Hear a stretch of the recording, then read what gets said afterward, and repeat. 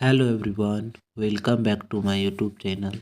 Friend, आज की इस वीडियो में हम PYQ सीरीज का अगला वीडियो देखेंगे, जो आपके इतिहास के प्रश्न होंगे, जो SSC के एग्ज़ाम में 2024 में काफ़ी बार रिपीट हो चुके थे। वही सारे प्रश्न को मैं एक बार फिर लेकर आया हूँ, तो आप लोग इस वीडियो को शुरू से अंत तक देखिएगा। पहला क्वेश्चन है कि हड़प्पा स्थल में पक्का स्नानागार पाया गया था। पक्का स्नानागार कहाँ पाया गया था? तो पक्का स्नानागार पाया गया था आपका मोहनजोदारो में। कहाँ? मोहनजोदारो में। ऑप्शन नंबर ए आपका सही होगा।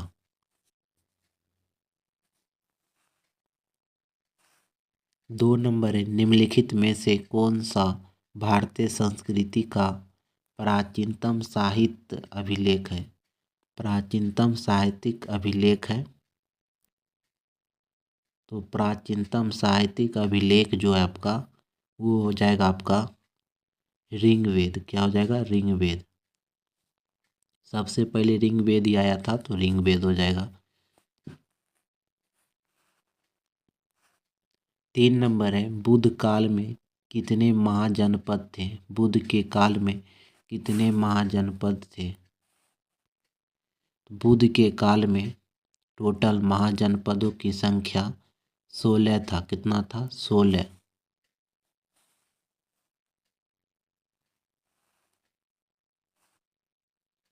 4 नंबर है, निम्नलिखित में से कहाँ विशाल स्नानागार पाया गया था? विशाल स्नानागार कहाँ पाया गया था?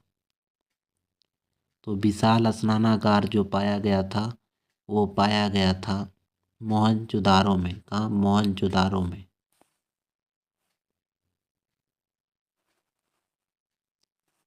5 नंबर है, विक्रमशिला विश्वविद्यालय की संस्थापक कौन थे? विक्रमशिला विश्वविद्यालय के संस्थापक कौन थे?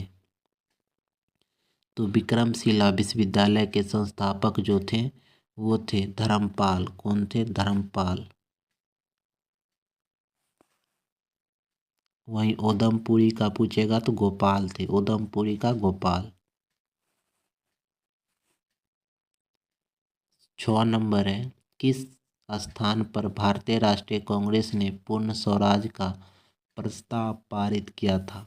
पूर्ण स्वराज का प्रस्ताव पारित किया था। पूर्ण स्वराज का प्रस्ताव पारित किया था, ये किया गया था कराची अधिवेशन में। कहाँ? कौन सा अधिवेशन में? कराची अधिवेशन में।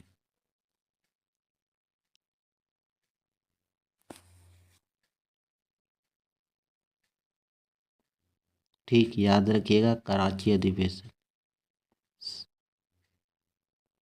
सॉरी, लाहौर अधिवेशन में हुआ था। लाहौर अधिवेशन में पास किया गया था। इसी समय तो जवाहरलाल नेहरू थे। जवाहरलाल नेहरू ने पास किया था ना। तो तो पूर्ण स्वराज का प्रस्ताव पारित कौन किया था? जवाहरलाल नेहरू, लाहौर अधिवेशन में। ठीक है, लाहौर याद रखिएगा। 7 नंबर है, सिंधु घाटी के कस्बों और शहरों की प्रमुख वास्तुशिल्प विशेषता क्या थी? वास्तुशिल्प विशेषता क्या थी? तो वास्तुशिल्प विशेषता जो था, वो था गढ़। क्या था? गढ़।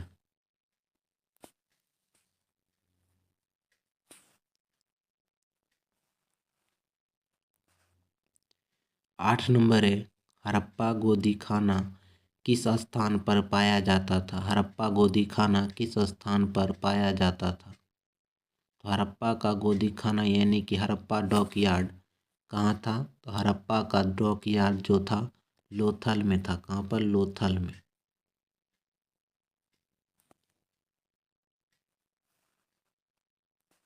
9 नंबर है, भारत के राष्ट्रीय ध्वज का डिजाइन कौन था? डिजाइनकार कौन था?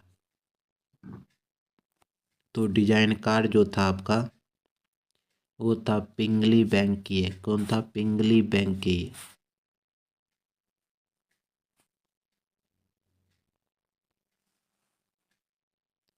10 नंबर है, निम्नलिखित में से किस व्यक्ति ने जलियांवाला बाग हत्याकांड के बाद अपनी नाइटहुड की उपाधि को त्याग दिया था? नाइटहुड की उपाधि को त्याग दिया था। आंसर आप लोग करते चलिएगा। ये सारे प्रश्न प्रीवियस ईयर है, तो आप लोग आंसर करने की कोशिश ज़रूर कीजिएगा, क्योंकि प्रश्न आएगा तो आपको बनाना पड़ेगा, ठीक है। तो नाइटहुड की उपाधि त्याग दिए थे रविंद्रनाथ टैगोर, कब? 1919 में।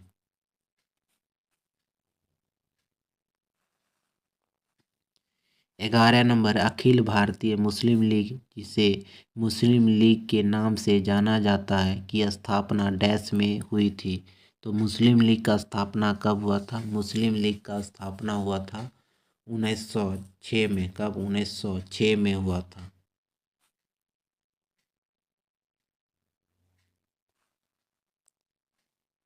12 नंबर, निम्नलिखित में से किस गुप्त सम्राट के शासन काल में चीनी बौद्ध तीर्थ यात्री फाहियान भारत आया था? फाहियान जो आया था, किसके शासन काल में भारत आया था? तो फाहियान आया था आपका, यह आया था चंद्रगुप्त द्वितीय के शासन काल में। चंद्रगुप्त द्वितीय के शासन काल में।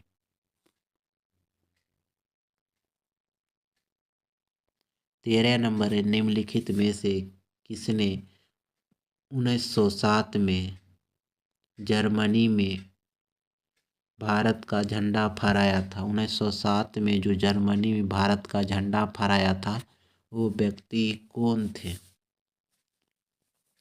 तो वो थे आपका बीकाजी कामा। कौन थे? बीकाजी कामा। कब? 1907 में। याद रखिएगा, 1907 में बीकाजी कामा ने जर्मनी में झंडा फहराया था।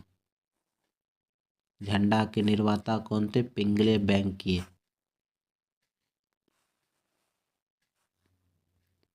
14 नंबर है, किस वर्ष में भारत के विभिन्न भागों में पहली जनगणना गैर समकालीन रूप से आयोजित की गई थी? गैर समकालीन रूप से आयोजित किया गया था पहली बार जनगणना। तो पहली बार जनगणना जो आयोजित किया गया था, वो किया गया था 1872 ईस्वी में। 1872 ईस्वी में। नियमित रूप से पूछेगा तो 1882 ईस्वी में। अभी तक कितनी बार जनगणना हो चुका है? तो 15 बार हो चुका है। स्वतंत्र भारत का कितना बार हो चुका है? 7 बार हो चुका है। 2011 की जनगणना में कितना विषय था? तो 29 विषय था। 2000 जो पहली बार जनगणना हुआ था, उसमें कितना विषय था? तो 14 विषय था, ठीक है। ये भी प्रश्न पूछा जाता है, तो याद रखिएगा। 15 नंबर है, भारतीय संविधान के आपातकालीन प्रावधानों को भारत सरकार अधिनियम डैश से ग्रहित किया गया है। आपातकालीन का प्रावधान जो लिया गया है, कौन सा अधिनियम से लिया गया है? तो आपातकाल का प्रावधान जो लिया गया है 1935 का, भारत सरकार अधिनियम 1935। आपात कितने प्रकार का भारत में लगाया जाता है? 3 प्रकार का लगाया जाता है। ये भी पूछा जाता है, याद रखिएगा।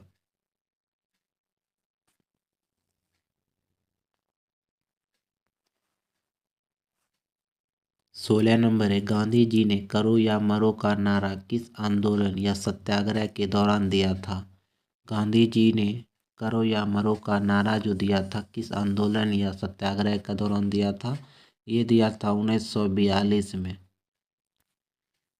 भारत छोड़ो आंदोलन के समय। भारत छोड़ो आंदोलन के समय दिया था, ठीक है।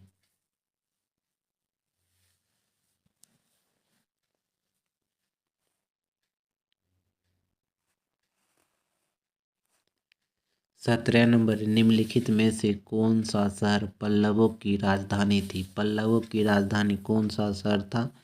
पल्लवों की राजधानी पूछेगा तो आप लोग क्या बताइएगा? पल्लवों की राजधानी जो था कांचीपुरम था। कहाँ था? कांचीपुरम।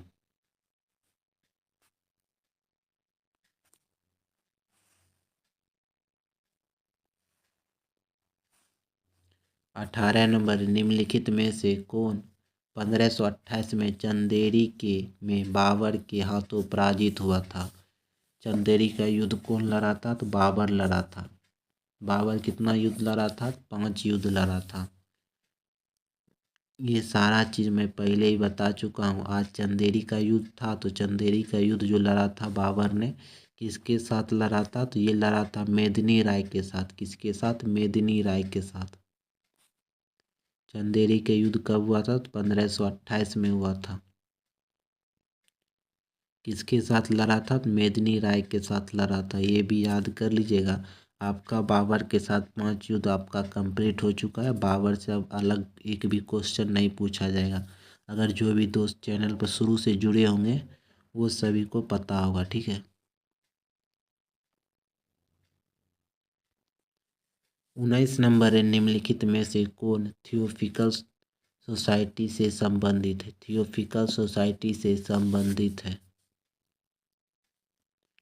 तो थियोफिकल सोसाइटी से जो संबंधित है आपका वो है एनी बेसेंट। कौन है? Annie Besant. थियोफिकल सोसाइटी से कौन संबंधित है? एनी बेसेंट संबंधित थियोफिकल सोसाइटी से।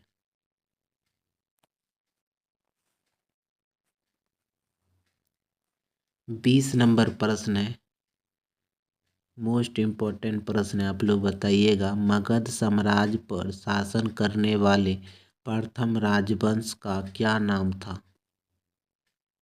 आप लोग कमेंट बॉक्स में आंसर बताइएगा, नहीं तो मैं कल इसका आंसर बता दूंगा। मगध साम्राज्य पर शासन करने वाले प्रथम राजवंश का क्या नाम था? ठीक दोस्तों, आज की वीडियो को हम यहीं समाप्त करते हैं। अगर आप लोग को ये वीडियो पसंद आया तो वीडियो को लाइक कीजिएगा, दोस्तों के साथ शेयर कीजिएगा। जय हिंद, जय भारत।